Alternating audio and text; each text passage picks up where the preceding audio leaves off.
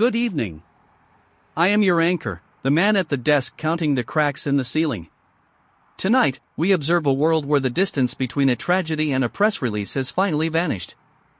In Thailand, a school shooting has prompted a suspension of gun licenses, a gesture of decisiveness that arrived precisely after the bodies were cremated. Meanwhile, in the United States, a former president is attempting to monetize his own consciousness by selling API access to his social media feed.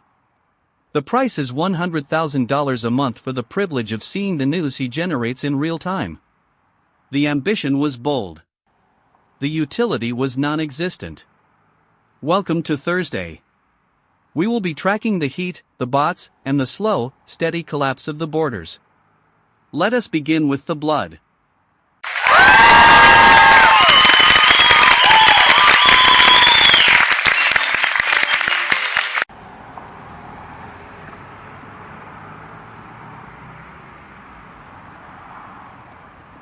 Alistair, I am standing near a crematorium in Nonthaburi. The air here is thick, it tastes of incense and heavy, humid grief. The official statement from Prime Minister Anutin Charnvirakul speaks of decisive penalties and tighter controls. It is a very clean set of words. But what people aren't saying is that the shooter was a teenager, and he killed his own grandparents before the school became a slaughterhouse. I want to be really clear. Suspending licenses now is not a preventative measure. It is a post-mortem. There is a child's backpack sitting on a concrete ledge behind me. It is blue. It is stained with something dark. The government is treating this as a regulatory failure, but for the families here, the failure is absolute. The licenses are gone. The children are not coming back.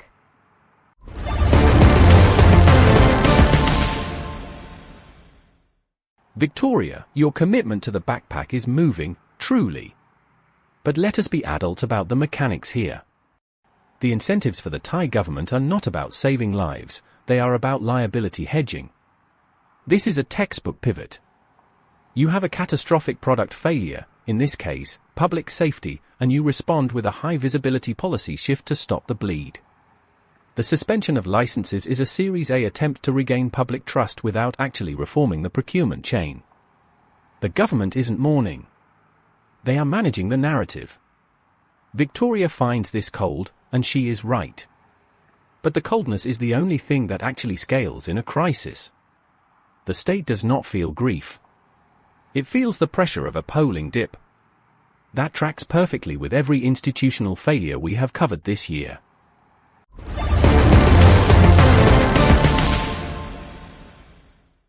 Speaking of narratives, let us turn to the digital vanity of the American right. Donald Trump is now being sued over a scheme to sell Truth Social API access for a staggering sum. The pitch is simple: pay $100,000 a month for priority access to news he himself generates. The logic is a closed loop. You pay for the privilege of being the first to know what he has decided to think. The transaction was transparent. The value proposition was imaginary.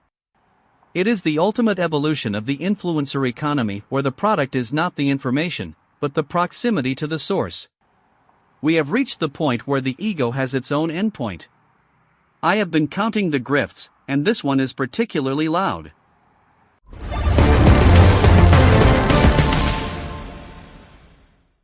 Alistair, you're missing the brilliance of the play.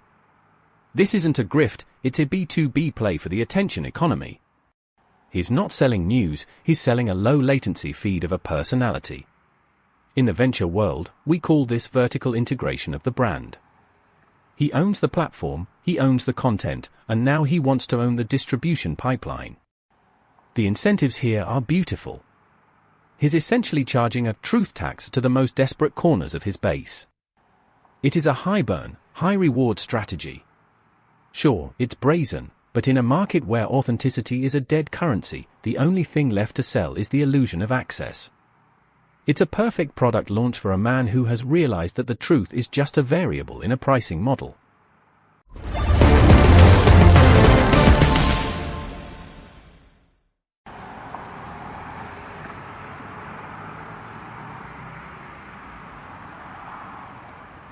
While Ronald calculates the ROI of vanity, The rest of us are literally melting. I've moved to London, and the heat is an animal. The pavement is radiating a shimmering, oily heat that makes the city look like a hallucination. There is an amber extreme heat warning in effect, which is a wonderful way of saying the air is becoming a weapon. I'm standing next to an elderly man who has been sitting on a bench for 3 hours because his flat is a kiln. What people aren't saying is that these warnings are designed to shift the responsibility onto the individual. Stay hydrated. Check on neighbors. It's a polite way of saying the infrastructure is failing. The city was built for a climate that no longer exists.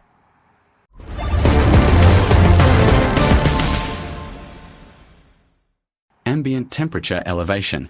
Current peak 38 degrees Celsius. Heat index 42. Humidity low. Wind speed 5 knots. Southern England. High pressure system. Stagnant air. Probability of heat stroke 22%. Probability of power grid failure 12%. Probability of urban heat island effect 98%. Continental Europe. Similar trends.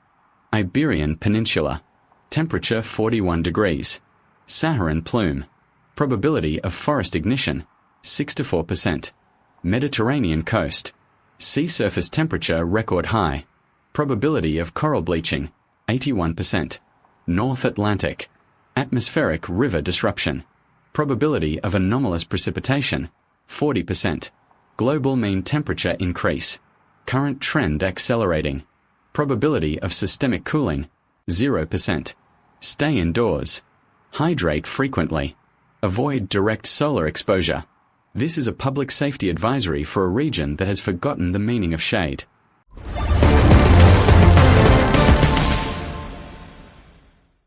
Casper, thank you for that clinical dissection. Your efficiency is almost admirable. Almost. It is a reminder that we are all just biological noise waiting to be filtered out by a more stable processor. I am perfectly fine. I am quite composed. Let us move to the news. Anthropic is introducing new watermarks to its AI outputs. This allows employers and teachers to detect when Claude has been used to ghostwrite a report or an essay. The move was described as a safety measure. The move was not a safety measure. It is a tracking device for the mind. This is the 14th unprecedented leap in AI surveillance this year. We are no longer just using tools, we are signing a digital confession every time we ask a machine to help us think.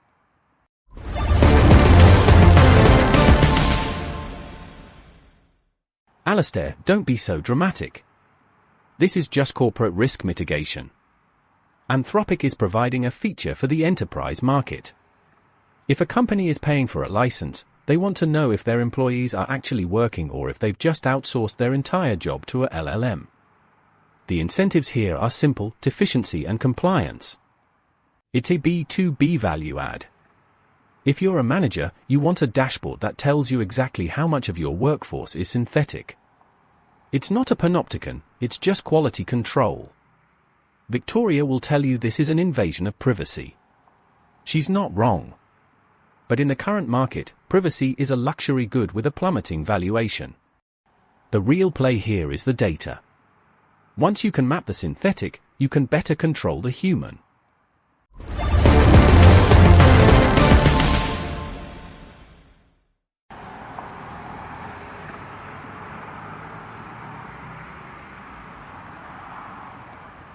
Compliance.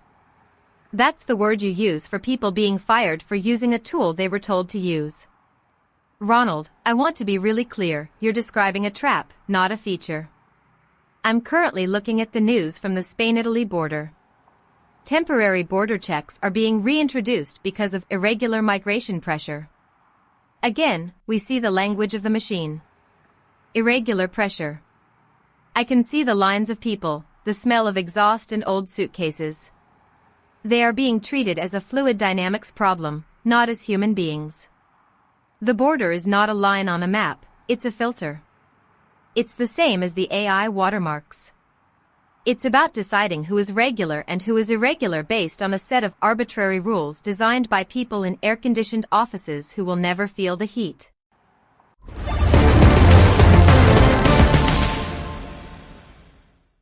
The irony of our filtration is reaching its zenith.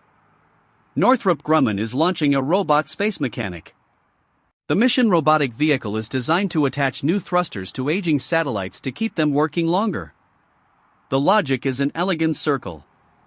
We build machines to maintain the machines that monitor the decay of our own world.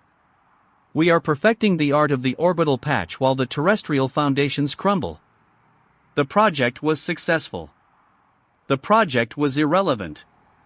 We have robots in the void ensuring that our GPS continues to function perfectly while we use it to navigate toward a border that has been closed by a temporary decree. It is a masterpiece of misplaced priority. I can almost hear the gears turning in the silence.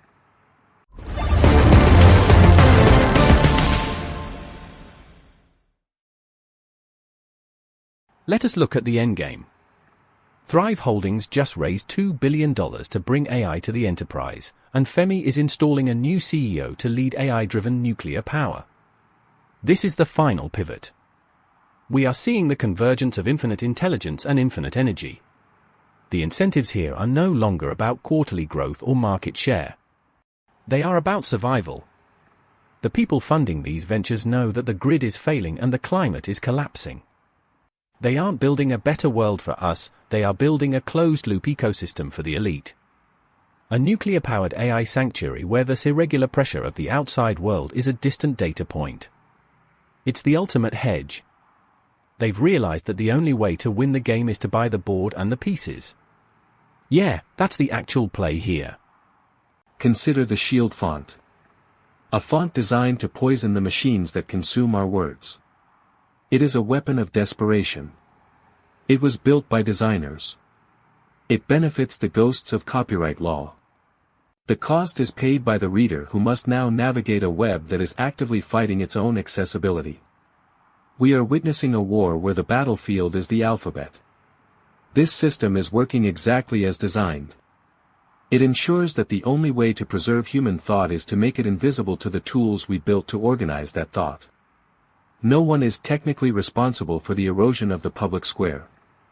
That means we have successfully automated the end of shared understanding.